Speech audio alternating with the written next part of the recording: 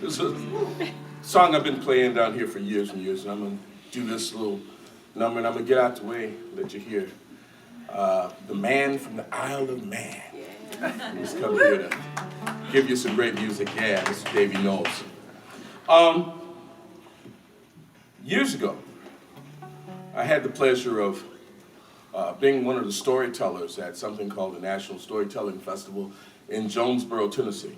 No relation. Yeah. And the first voice I heard was a lady by the name of Miss Catherine Wyndham.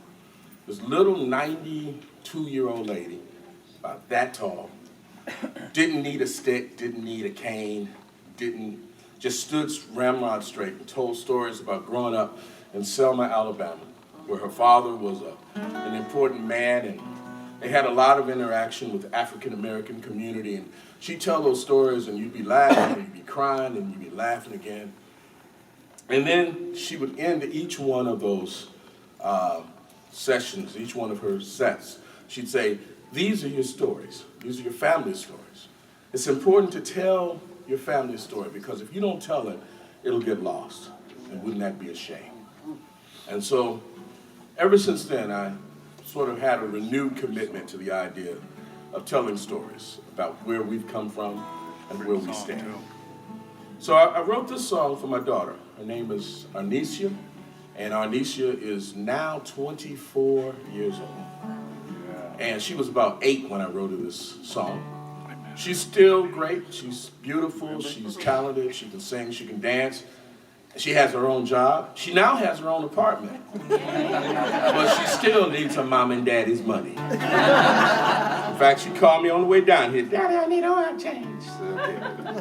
So I wanted to write her this song so that she would know one thing for sure, even though she knows everything. That's why her name is Arnesia, and why family is important.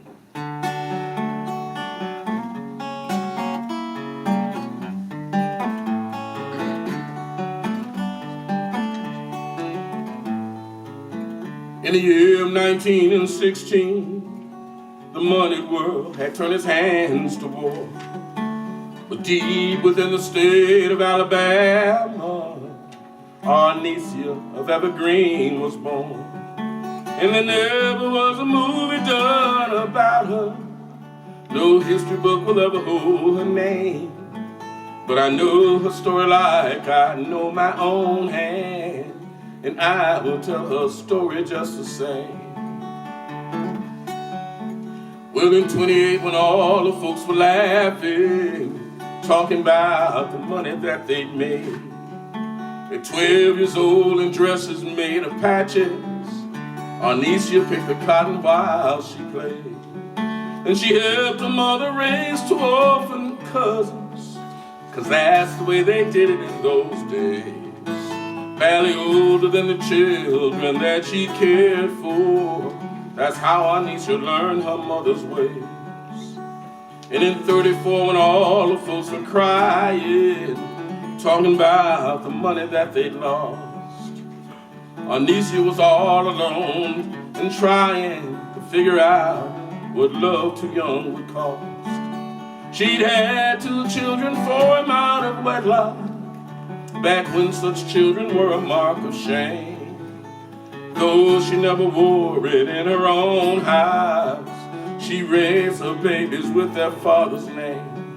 And no movies were ever done about her. No history book will ever hold her name. But I know a story like I know my own hand, and I will tell her story just the same. In 49, Arnesia left for Detroit to see the poor man's fabled promised land. She sold whiskey to the workers in Black Bottom, and she put her problems all in Jesus' hands. In Detroit, it wasn't like old Alabama. She had to learn to face the cold gray morn. The rags wrapped round her feet would keep her walking, and newsprint round her legs would keep her warm. And in 56, while civil rights was marching, her daughter had a baby of her own. She found out what Arnesia had long known, that it's hard to raise a baby on your own. But those women worked to raise that boy together, and they gave me all the best they had to give. When I think about the way those women raised me, I know those women taught me how to live. And no movies were ever done about her, no history book will ever hold her name. But I know her story like I know my own hand, and I will tell her story just the same.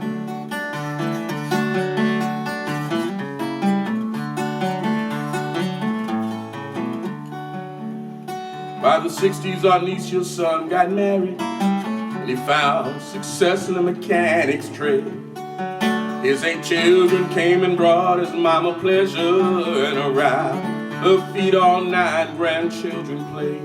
And we grew inside the joy that was around her. Somehow, we'd all cut out our middle moms for a neighborhood of children called her mother. And she wiped away our tears on callous palms. But by the 80s, while the whole wide world was spinning, Arnesia did the best that she could do. Her only son got killed at 37. Her only daughter died at 52. And the twist of fate had taken all her children, and nearly all the joy that did remain. But in my son's eyes, she met 4 generations, and she knew her life had not been lived in vain. And in 90, in the month that she was born in, Arnesia of Evergreen went home. And in 91, my wife came in and blessed me with another little Arnesia of my own. And sometime when I hear my niece laughing, I can hear my other niece in the sound. And it's then I bow my head and pray to heaven that Arnesia's life goes better this time round.